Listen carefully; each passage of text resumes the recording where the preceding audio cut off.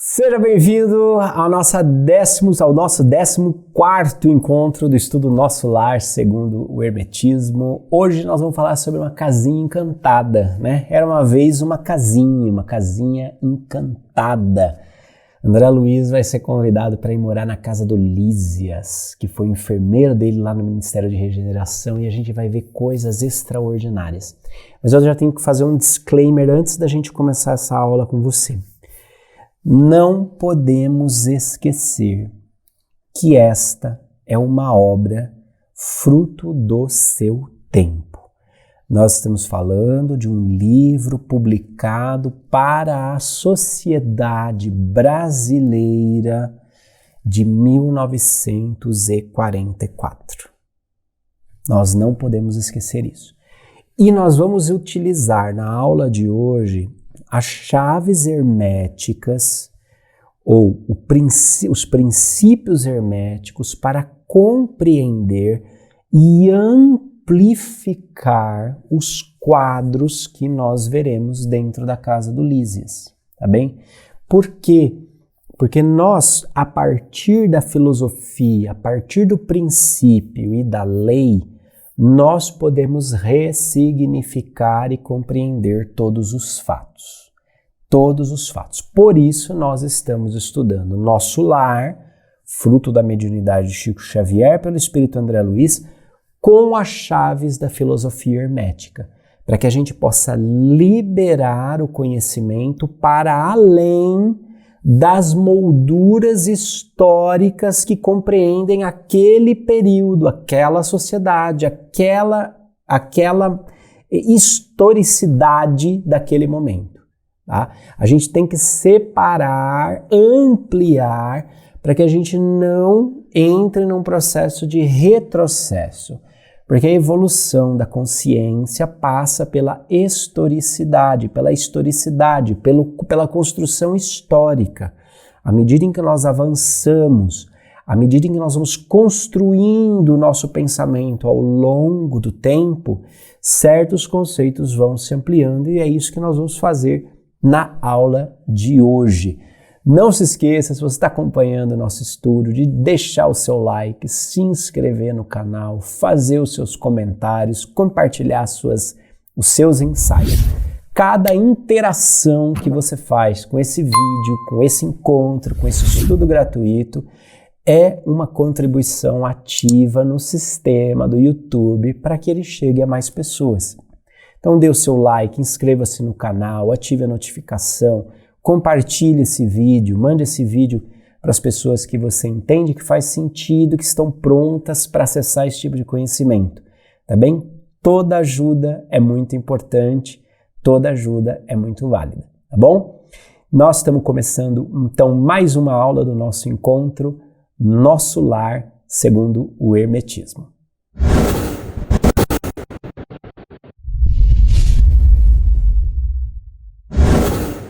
Olha só, então André Luiz recebe a visita de mamãe, né?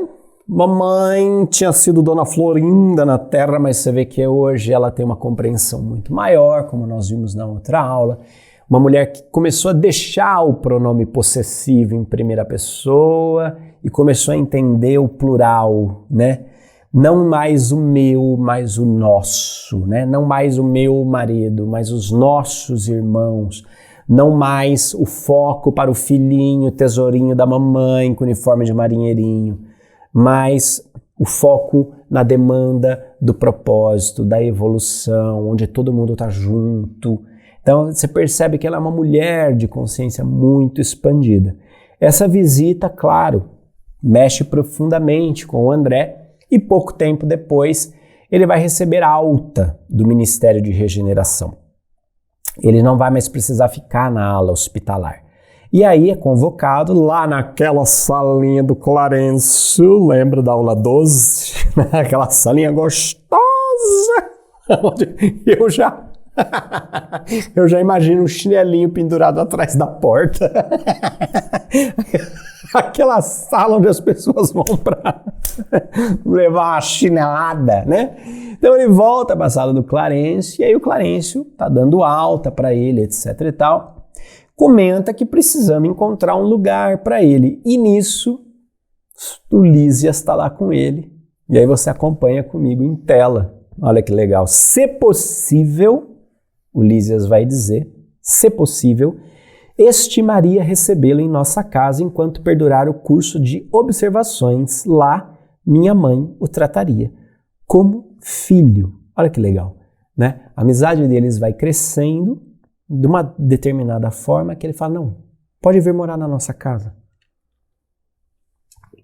É legal isso, né? A amizade deles começa a crescer.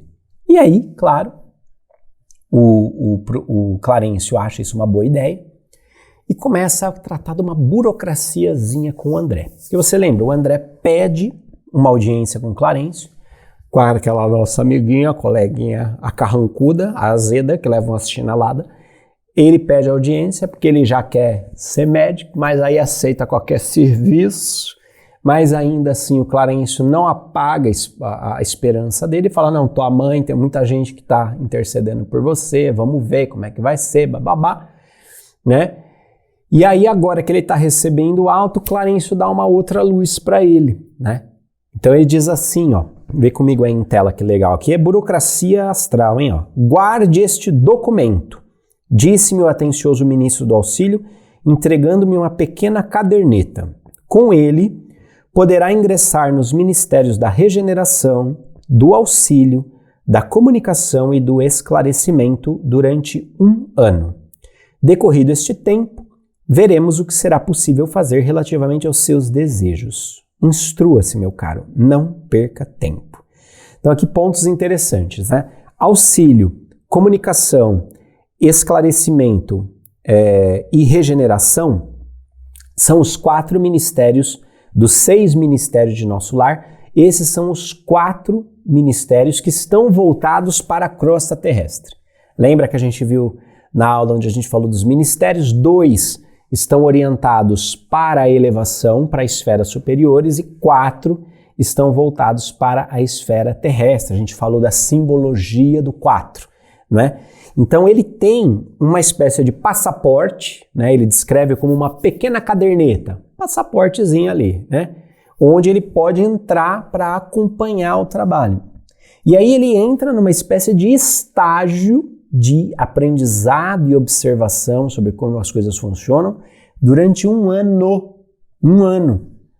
Transitando, observando, entendendo, compreendendo, para daí poder revisitar aquela ideia de se tornar médico em Nosso Lar. Interessante essa estrutura aqui. Você vê que tudo tem uma ordem, tudo tem um processo, né? Eu lembro sempre da Fefa, aqui do Círculo, que cuida tanto head de plataforma como head da nossa educação corporativa, está à frente dos nossos programas de treinamento e para levar filosofia, autoconhecimento, espiritualidade dentro das empresas. E a Fefa sempre fala assim, eu vejo a vida em processos. Você quer ver a Fefa se deliciando, é ela montar uma planilha de Excel com cronograma de linhas, depois assim, ilustrando e orquestrando o circuito, né? O que acontece, depois do que acontece, depois do que acontece, depois do que acontece, né? É interessante ver a pessoa que pensa realmente nessa questão da ordem. E nós já vimos numa outra aula como a ordem, como a organização, ela é uma expressão da evolução, né? Uma expressão da evolução. A gente sai do caos para o cosmos. Então, o caos é a completa desordem, o cosmos é a completa harmonização com a ordem. Do caos ao cosmo entra esse processo, né? Entra esse movimento de criar processos, de criar encadeamento, não é, de fatos, de iniciativas para chegar até o cosmos, não é? Então é interessante observar essa movimentação, né? Daí, claro, ele vai agora entrar numa família estabelecida em Nosso Lar. Isso é bem legal da gente observar, da gente entender, porque ele viu o funcionamento dos serviços, ele fez aquelas excursões lá para o Bosque das Águas, conheceu a estrutura dos ministérios, ele está conhecendo tudo. Recebeu visita da mãe dele, a mãe dele dá lá nos casos de família noção do que está acontecendo com os outros parentes, dá umas noticiazinhas, assim, né? Bem curta e seca para falar da mulher dele que ficou na terra, né? Que depois nós vamos entrar nisso aí, né?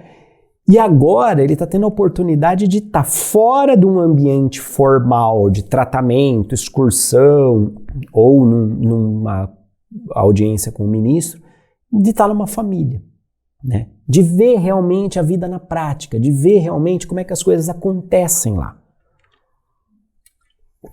Vamos dizer assim, de conhecer, né? Conhecer de fato.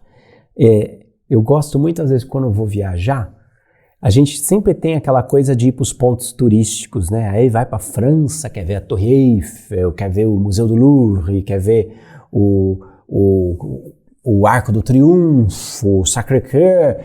A gente quer ver tudo que é turístico, Versalhes, né? E é legal, é bacana, são pontos referenciais. Mas eu e a Juliana, a gente adora entrar naquelas vielinhas, no quarteirão de trás do ponto turístico, na cidade que ninguém vai, que só as pessoas ali vão, no supermercado. Estava aqui falando com a Dani, eu adoro entrar no supermercado. Ela falou, eu também, a gente tem que chegar no lugar, tem que ver o mercado, como está a gôndola de cada coisa, como é que as pessoas vivem ali, o que elas comem, né? Então é curioso, porque são duas experiências turísticas diferentes de intercâmbio. Uma primeira vez que a gente vai, a gente se deslumbra com os monumentos, com a organização, com a estrutura macro, vamos dizer assim. Mas é quando você vai para casa de alguém que mora ali, que vive ali, vai para o mercado com ela, na farmácia com ela, vai pegar o filho com ela na escola, aí você entra no micro, né? O macrocosmo e o microcosmo dentro de uma mesma cidade. O que o André, qual é o movimento que o André está fazendo agora? Ele conheceu o macrocosmo de nosso lar, os ministérios, as avenidas, o aeróbus, o parque das águas, a ala hospitalar. Ele conheceu o macro do funcionamento, só que agora ele vai para o micro. E aqui traz detalhes interessantes, porque aí você vai ver na prática como é que vive, né? Porque os franceses não dormem na Torre Eiffel, entende? Os franceses não dormem na Torre Eiffel, eles não trabalham na Torre Eiffel, né? Os franceses têm as vidas deles. Então, assim, tem lá o macro do ministério, da governadoria, legal. Mas como é que é dentro da casa, né? E aí ele vai agora desbravar isso daí. Passados alguns minutos, ele vai dizer: eis-nos a porta de graciosa construção cercada de colorido jardim. É aqui, exclamou o delicado companheiro, e com expressão carinhosa acrescentou: o nosso lar dentro de nosso lar. Essa expressão é genial. Por que que ela é genial? Porque aqui ele já está estabelecendo esse princípio de correspondência. Lembra? O que está em cima, como que está embaixo, o que está embaixo é como que está em cima. Aqui a gente precisa ancorar esse conceito de macrocosmo e microcosmo para entender bem o que isso aqui significa. O nosso lar dentro de nosso lar. Ou seja, esse aqui é o nosso microcosmo dentro do macrocosmo que é nosso lar. Sempre há essa relação de macro e microcosmo em todas as relações, em todas as manifestações, em tudo o que a gente pode observar no universo. Você sempre vai ver um microcosmo dentro de um macrocosmo. Você vai sempre ver ciclos menores compondo ciclos maiores. Então, dentro do dia, você tem a manhã, a tarde, a noite, a madrugada, né? Manhã, tarde, noite, madrugada. Dentro do ano, você tem primavera, verão, outono e inverno. Percebe? Dentro do dia, você tem ciclos, você tem microciclos, que estão dentro de um macrociclo chamado semana. A semana é o micro do macro chamado mês. O mês é o micro de um macro estações do ano, de quadrimestre. Os quadrimestres são micro de uma coisa chamada ano. Sempre uma coisa, um micro vai ser encapsulado pelo macro. Sempre. Você tem no seu corpo 30 trilhões de células e 100 trilhões de bactérias, micro-organismos e tudo mais. Não sei se você sabia disso, mas você é muito mais bactéria do que célula, né? Então você rege aqui uma comunidade de seres. Ao mesmo tempo, você é um ser que está dentro de um corpo social. O corpo social é um ser dentro de um corpo maior chamado nação. A nação é um ser dentro de um corpo maior chamado comunidade planetária. O planeta é um corpo menor dentro de um sistema solar. O sistema solar é um corpo menor dentro do sistema maior chamado galáxia. A galáxia é um corpo menor dentro do sistema maior chamado universo. E por aí vai. Macro e micro, sempre um princípio de correspondência. Onde que está o segredo aqui? Quando a gente observa o micro, a gente desvenda o macro. Quando a gente observa o macro, a gente aprende sobre o micro. O que está em cima é como o que está embaixo, o que está embaixo é como o que está em cima. Por isso é tão importante olhar o nosso lar dentro de nosso lar. Ele aí começa, obviamente, a dar aquela bisbilhotada básica, né? Que a gente sempre dá quando vai na casa de uma pessoa que a gente não conhece, né?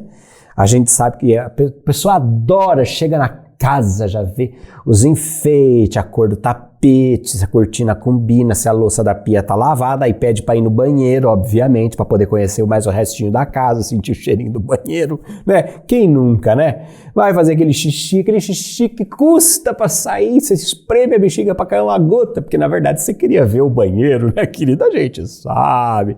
O André fez exatamente a mesma coisa, inclusive ele pede pra ir na casa de banho ali, né? Você fala, pobre, é tudo igual mesmo, né? Então ele começa a observar as coisas dentro da casa do Lísio, né? Dar aquele zóio, passar aquele raio-x ali, né? Ver se o personal organizer lá de nosso lar é bom, né? E aí ele começa a descrever, ó, vem lá comigo na tela. Quadros de sublime significação espiritual, um piano de notáveis proporções, descansando sobre ele uma harpa talhada em linhas nobres e delicadas. Identificando minha curiosidade, Lísias falou prazenteiro. Como você vê, depois do sepulcro não encontrou ainda os anjos arpistas, mas aí temos uma harpa esperando por nós mesmos. Muito legal essa fala, né? O trabalho do Chico vem muito para desconstruir aquelas noções primárias do cristianismo, né? De morreu, vai para o céu, vai para o inferno, vai para o purgatório, né? Aquelas imagens que são muito quase que folclóricas já, né? De morre, tem um anjo tocando harpa, etc. e tal. E aí ele sempre ancora isso, ó, você não achou anjo, mas aí tá a harpa esperando para que a gente se torne um, né? Ele dá essa cutucada no André. E a mãe do Lísias já vem e dá um toco nele. Ô, Lísias, já talhou a palavra materna, carinhosa. Não faças ironias.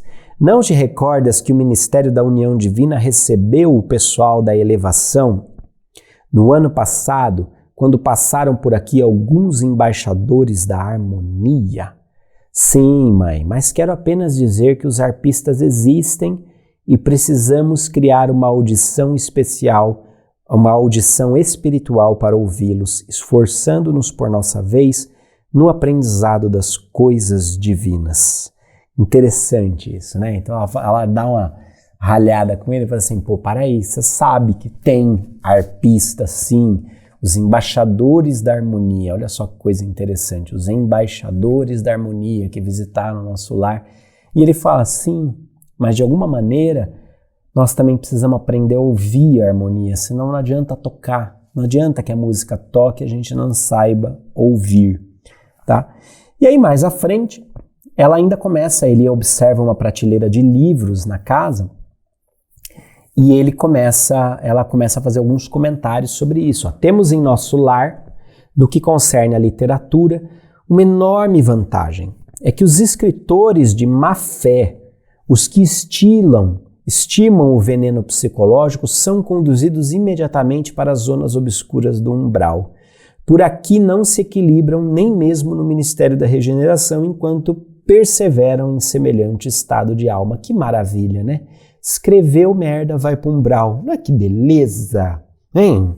Não sei se sobraria livraria em pé no mundo hoje em dia, né? Com a quantidade de fast food literário que se publica hoje. Eu acho que essa política de nosso lar seria maravilhosa, viu? Porque eu vejo tanta porcaria que escreve o que a pessoa quer ouvir, que é praticamente, o livro é um canto de sereia, sabe assim? Ele ilude a pessoa com aquilo que ela quer ouvir. Um fast food literário barato, ruim, de pouca fundamentação, de pouco conceito, mas de muito estímulo venenoso. Venenoso, às vezes por ardil, porque eu tenho que usar o canto da sereia, eu tenho que falar o que a pessoa quer ouvir para que eu venda mais livro, às vezes por pura ignorância mesmo, mas tem muita coisa hoje realmente bizarra. Daí ela vai comentando as refeições, eles vão, comem frutas, bebem ali o caldo, a água fresca, né? E ela vai comentar sobre a alimentação. Ó. Nossas refeições aqui são muito mais agradáveis que na terra. Há residências em nosso lar que as dispensam quase por completo, mas nas zonas do Ministério do Auxílio não podemos prescindir dos concentrados fluídicos, tendo em vista os serviços pesados que as circunstâncias impõem. Despendemos grande quantidade de energia e é necessário renovar as provisões de força. Então aqui ele começa a perceber que o veículo, né, o alimento como um veículo de forças espirituais. E de fato, quando você estuda o próprio Pappus, que é um autor de ocultismo, no seu Tratado Elementar de Ciência Oculta, ele fala de 3 níveis de domínio de magia. O primeiro domínio trata do corpo físico, diz respeito àquilo que você ingere. O segundo domínio, que vai tratar do corpo astral, diz respeito àquilo que você inspira. E o terceiro domínio, que vai tratar do corpo psíquico, não é? Ele vai tratar daquilo que você assimila mentalmente, daquilo que você coloca dentro da sua mente. Então veja, aquilo que você põe para dentro do seu aparelho digestivo, aquilo que você põe para dentro dos seus pulmões e aquilo que você coloca dentro da sua mente. São 3 esferas de nutrição, são 3 esferas de absorção que você precisa ir purificando. Você é convidado a ir purificando isso, a ir aperfeiçoando isso. O que é purificar? Tá? O que é purificar? Eu não quero ser aqui moralista, né? Porque cada um de nós tem um desafio e cada um de nós está num estágio. Então não existe um único modelo de purificar, de dominar essas vias de entrada, porque cada um de nós tem uma tarefa e modelos diferentes vão atender a tarefas diferentes, né? Mas quando eu digo dominar, eu digo realizar o ato com consciência. Realizar o ato com consciência. Então é uma consciência daquilo que eu estou ingerindo no meu corpo, né? A gente tem feito um trabalho, muito legal com a doutora Tassiana, a Tassi Adrica gravaram pra gente um especial sobre alimentação, né? Lá no Clube do Aluno. A gente está editando e ele vai entrar em breve. Mas é um programa tão simples para a gente entender como o nosso corpo físico precisa da energia de uma diversidade de alimentos, como a nossa biota intestinal precisa disso, como a gente precisa sair da monotonia alimentar, né? Porque se você parar para pensar, 90% do que a gente consome ou tem farinha branca processada, ou tem açúcar, ou tem algum derivado de leite. Quando você não entra numa padaria, você consegue encontrar um combo com essas 3 substâncias inflamatórias, né, na mesma refeição. Não demonizando, quem não gosta de um pãozinho italiano bem gratinado, fermentaçãozinha natural, delícia, maravilha. Mas a gente precisa sair da monotonia alimentar, a gente precisa cuidar daquilo que a gente ingere no nosso corpo. Entende? Porque isso aqui é veículo do espírito, é veículo de energia. Então o meu corpo precisa de energias específicas. Eu não dou aquilo que eu não tenho. Eu não dou aquilo que eu não tenho. Corpos diferentes vão precisar de energias diferentes. Você vê, eles estão lá em nosso lar. Ela está falando para ele, a mãe do Lísias está falando para ele que tem zonas residenciais ali que praticamente já prescindem completamente de alimentação mais física, porque já estão em esferas elevadas, mas eles que estão no trabalho do Ministério do Auxílio precisam das substâncias. Precisam ali, precisam de uma grande quantidade de energia. Então eles ainda vão usar. E tudo na natureza é uma aglutinação, uma incorporação de energias. Então a energia que vem do cosmos impregna o reino mineral. O reino mineral vai concentrando essa energia do cosmos em si, essa energia é absorvida pelo reino vegetal. O reino vegetal absorve essa energia e concentra ainda mais, recebe do sol, recebe do reino mineral, concentra ainda mais essa energia no fruto. Esse fruto vai ser consumido por um animal que reúne tudo aquilo que o vegetal e o mineral concentraram de energia cósmica e metabolizam no seu corpo. E esse animal ainda vai ser consumido por um hominal. Percebe? Tudo tem uma assimilação de energia. Então, já existem pessoas, e o nosso planeta está nesse trânsito, das pessoas que estão assimilando direto do vegetal, com eficiência, as energias e promovendo uma emancipação de consciência do lugar de representação, de respeito da raça animal. Tem ainda grupos que não conseguem. Mas por que não conseguem? Porque ainda precisam daquele nível concentrado de energia para aquilo que precisam fazer. Veja, nós estamos num momento de transição. Quando a gente olha num futuro, é insustentável. A agropecuária em níveis planetários como o nosso é insustentável, ponto. A gente não vai ter água, não vai ter recurso, não vai ter atmosfera que aguente. Entende? Precisa emergir uma indústria plant-based, baseada em plantas, muito mais forte, muito mais eficiente, muito mais nutritiva, porque essa indústria tende a crescer muito e tende a se estabelecer como opção. Mas neste momento que nós estamos vivendo, é um momento de transição. Então, aos poucos, a gente começa a explorar possibilidades.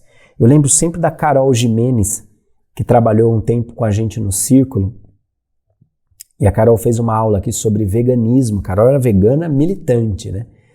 E ela deu uma dica extraordinária para quem está fazendo essa transição. Ela falava assim, ao invés de começar tirando e fazendo uma lista de tudo que você não pode mais comer, comece a fazer uma lista de tudo que você pode comer. Expanda os seus horizontes. É impressionante isso. Nós vivemos uma monotonia alimentar. Então, expanda. Puxa, que legume eu não provei? Né? Estava conversando com uma anfitriã de Airbnb essa semana de férias que eu tirei, e ela falou que estava com uma meta de comer 28 tipos diferentes de fruta e legumes todas as semanas. 28 diferentes. Olha que legal isso, né? E tem possibilidade de você inserir essa variedade. E quando você insere essa variedade de nutrientes para o teu corpo, você vai ver que as suas necessidades começam a mudar. Você percebe que você tem um repertório muito maior. Um repertório muito maior, gente. E quanto mais repertório, mais diversidade você vai integrando para você, melhor vai sendo. Melhor, mais nutritivo, mais nutrido você vai estar, não é? Então é interessante. O segundo ponto, essa é a nutrição do corpo físico, a nutrição do corpo astral, a respiração, a qualidade da respiração, a qualidade do ar que você respira, a consciência que você coloca no ato de respirar, que além das moléculas de oxigênio, você está transportando para dentro de si também a energia cósmica. Você está se nutrindo ao respirar conscientemente. e a qualidade da nutrição do que você coloca na sua mente. O que você estuda, o que você aprende, como você se entretém, que tipo de ideias você está se relacionando. São a nutrição em 3 níveis diferentes de vibração: corpo, astral e o psíquico. 3 níveis de nutrição diferentes que ela vai tratando aqui, não é? Então ela vai falar, eles começam falando da música, nutrição psíquica, depois eles vão para a nutrição do corpo, depois ela fala da literatura, né? Tudo isso para reforçar o processo de vida em nosso lar. Mais à frente ela vai dizer assim: nosso irmão talvez ainda ignore que o maior sustentáculo das criaturas é justamente o amor. De quando em quando recebemos em nosso lar grandes comissões de instrutores que ministram ensinamentos relativos à nutrição espiritual. Todo o sistema de alimentação, nas variadas esferas da vida, tem no amor a base profunda. O alimento físico, mesmo aqui propriamente considerado, é simples problema de materialidade transitória, como no caso dos veículos terrestres, necessitados de colaboração de graxa e de óleo. A alma, em si, apenas se nutre de amor. Quanto mais nos elevarmos no plano evolutivo da criação, mais extensamente conheceremos essa verdade. Não lhe parece que o amor divino seja o cibo do universo? Cibo quer dizer a sustentação, né? A força. Tudo se equilibra no amor infinito de Deus. E quanto mais evoluído o ser criado, mais sutil o processo de alimentação. O verme no subsolo do planeta nutre-se essencialmente de terra. O grande animal colhe na planta os elementos de manutenção, a exemplo da criança sugando o seio materno. O homem colhe o fruto do vegetal, transformando-o segundo a exigência do paladar que lhe é próprio, e serve-se dele à mesa do lar.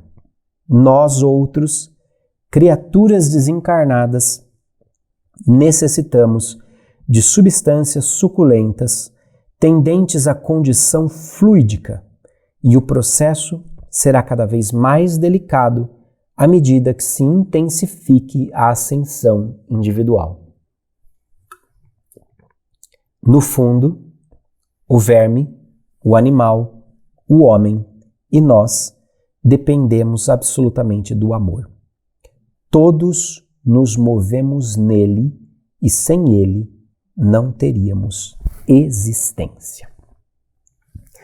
Eu acho fantástica essa fala dela. Como eu estava comentando, a mesma energia cósmica, o mesmo plano de fundo, né?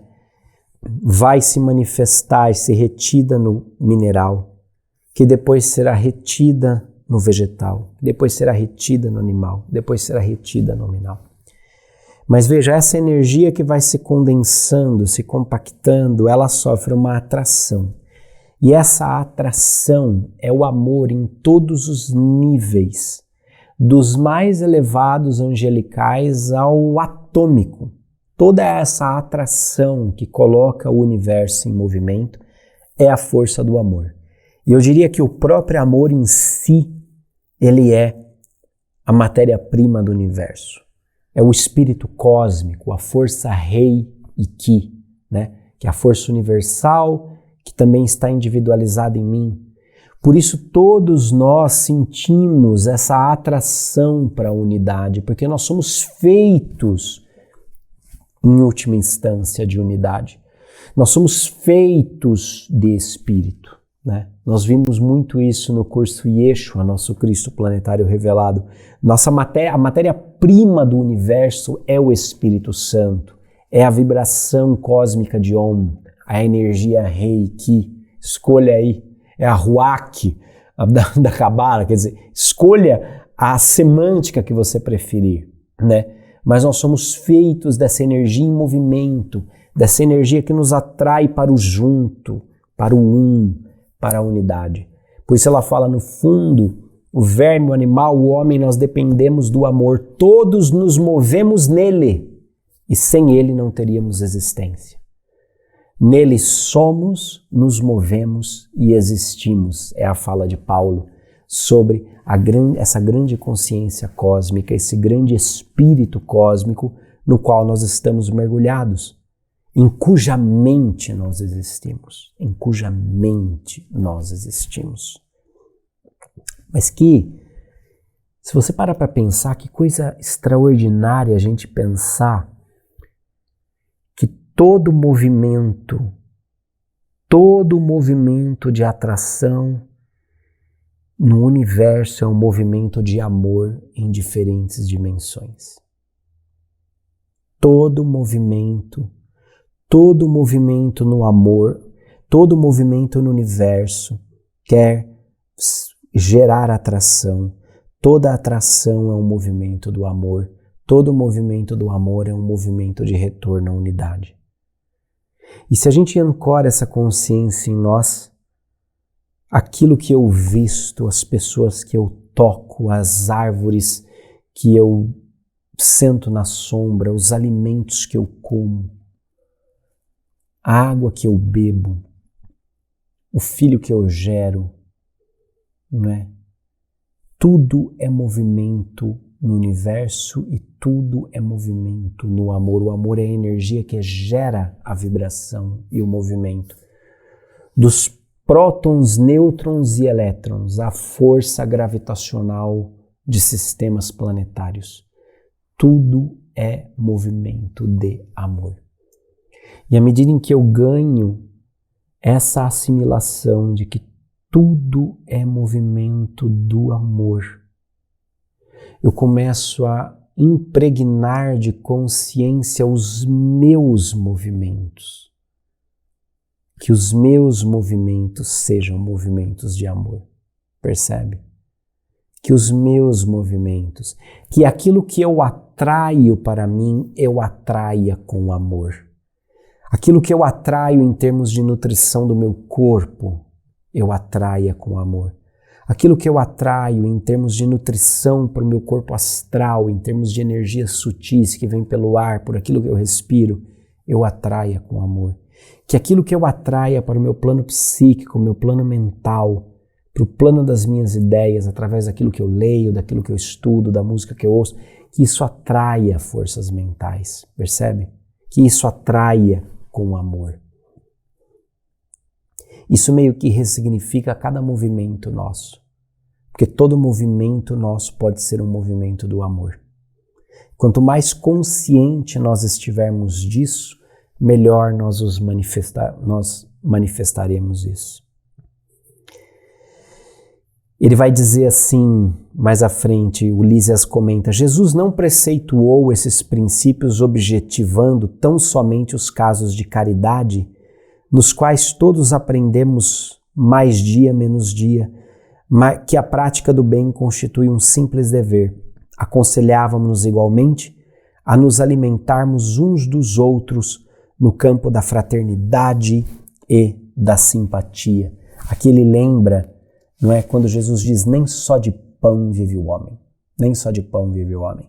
Nós podemos nos nutrir, e na verdade essa nutrição do amor, né, essa nutrição consciente em diferentes níveis, de tudo aquilo que eu assimilo, ela chega ao seu ápice quando ela começa a me nutrir a partir dos relacionamentos de qualidade que eu tenho, não é? O amor, essa nutrição no amor não é só a prática do bem, o voluntariado, a esmolinha que você dá, não é só isso, não é ajuda humanitária. É relacionamento de qualidade, é relacionamento de amor. E o amor não é cego. O amor, ele vê o que ninguém vê. O amor vê o que ninguém vê. E ele vê tudo. Ele vê sombra e ele vê luz. O amor não é cego. Ele vê sombra e ele vê luz. A paixão é cega, mas o amor vê. O amor enxerga além. São relacionamentos construídos no amor que vê luz e sombra, que constroem um canal de nutrição espiritual. Constroem um canal de nutrição espiritual. As nossas amizades nos alimentam. As nossas amizades nos alimentam. Reencarnados na Terra, experimentamos grandes limitações. Voltando para cá, entretanto, reconhecemos que toda a estabilidade da alegria é problema de alimentação puramente espiritual. Relacionamentos de qualidade. Quanto mais eu me relaciono, quanto mais eu construo relações de qualidade, relações verdadeiras, relações que põem na mesa luz e sombra e ainda assim permanecem atraídas no amor, conectadas no amor, são relações que alimentam o espírito. O sexo é manifestação sagrada desse amor universal e divino, mas é apenas uma expressão isolada do potencial infinito. Entre os casais mais espiritualizados, o carinho e a confiança, a dedicação e o entendimento mútuo permanecem muito acima da união física, reduzida entre eles à realização transitória. A permuta magnética é o fator que estabelece o ritmo necessário à manifestação da harmonia. Para que se alinhe a aventura, basta a presença e, às vezes, apenas a compreensão. É claro, gente, é óbvio que a hora que a gente começa a levar isso para os nossos relacionamentos, a nutrição espiritual excede muito. Está para muito além, simplesmente, da relação sexual, da relação do corpo físico. E óbvio que isso é extremamente importante aqui na Terra, porque o que está em cima é como o que está embaixo. O que está embaixo é como o que está em cima, né? Mas existe uma supremacia do espírito. Afinal de contas, nós não somos corpos que temos espíritos, nós somos espíritos manifestos em corpos. Nossos corpos terão necessidades que contribuirão para o nosso espírito, mas vem do espírito a regência. Por isso que ele vai falar, o amor, o sexo é maravilhoso, mas ele é uma coisa transitória, e é verdade, né? Que é um esforço danado para quê? Ali uns 15 segundos de viradinha de zóio. Para e pensa, né? É uns 15 segundos, 20 segundos ali de trimelique, né? E acabou. E aí? A relação não é só aquilo. É muito verdade também que aquilo ajuda a corroborar profundamente a troca de energia que acontece na relação sexual, ajuda a fortalecer muito a harmonia e a troca quando ela já existe em outras dimensões, né? Na parceria, na cumplicidade, no intercâmbio magnético que ele comenta. Mas a gente precisa ir para além, né? Para além do ato do sexo. Ele é importante, mas ele configura um componente de toda uma esfera de relacionamento, de permuta, que nutre o espírito. Nutre o espírito. E eu diria que para o relacionamento de um casal, independente da identidade, do gênero, da afetividade, um casal, não é? Duas pessoas que se amam, dois espíritos que trilham juntos na Terra, a partilha, o centro do relacionamento desse casal, quando é um propósito, um ideal, um projeto de vida alinhado com valores legais, com valores espirituais, ele estabelece um eixo onde todas as coisas circulam em torno disso. Todas as coisas fortalecem, porque existe ali um compromisso primordial e essencial entre eles. Existe ali um prazer conjunto na realização desse propósito, desse projeto de vida. E todos os outros elementos desse casal fortalecem e são fortalecidos por esse propósito. Um relacionamento saudável é um relacionamento que constrói junto. E ao construir junto, esse relacionamento é nutrido por isso que ele constrói. E é interessante perceber, né, como muitos casais chegam a uma crise depois que filhos se criam, depois que a casa fica vazia, a tal da síndrome do ninho vazio, porque faltou esse propósito, faltou esse projeto maior de vida. Maior inclusive que os próprios filhos, maior inclusive que as demandas aqui imediatas da terra, como ter a própria casa, ter o próprio carro, ter um apartamento na praia. Não. Projetos de vida. Projetos que construam coisas maiores. Não é? Os casais eles tendem a passar por maus bocados quando não conseguem juntos identificar esse eixo aqui. Você sabe que nós colocamos no Clube do Aluno do Círculo um especial só sobre isso, que é Treta de Casal, onde eu e a Juliana estamos percorrendo muito daquilo que a gente já aprendeu, combinando comunicação conectiva, alquimia, psicologia de pontos fortes, né? Num trabalho para auxiliar o casal realmente que quer caminhar junto, que quer construir algo juntos e algo que seja maior que eles próprios, né? É o especial Treta de Casal com altas técnicas que eu tenho certeza que vocês vão adorar. E tô eu e a Juliana lá falando da nossa experiência, tá? Não é coisinha fofa não, tá? Não é coisa de influencer, especialista que solta pum de Glade, não. A gente traz as nossas tretas, comenta as nossas dificuldades e aquilo que a gente está aprendendo com isso. Então é uma série de verdade, tá? Não é uma série para inglês ver, não. É uma série de verdade. Eu fico aqui, meu convite para você, né? Fica aqui meu convite para você entrar, assistir, curtir com o seu parceiro, que eu tenho certeza que vai ajudar muito vocês. Legal? Então tá bom. Na semana que vem a gente se vê, a gente vai adentrar um pouco mais dentro da casa do Lísias, mais treta de família, mais treta de conexão, que a gente vai explorar em muito para aprender ainda mais sobre esse microcosmo, o nosso lar dentro de nosso lar. Tchau, sempre avante, que questa é a coisa più importante. Lembre-se que, se você ainda não se inscreveu, nosso congresso também será transmitido online e você pode participar, então não fique de fora dessa grande festa, é só entrar em circuloescola.com e participar online do 6º Congresso do Círculo. Tchau, a gente se vê semana que vem.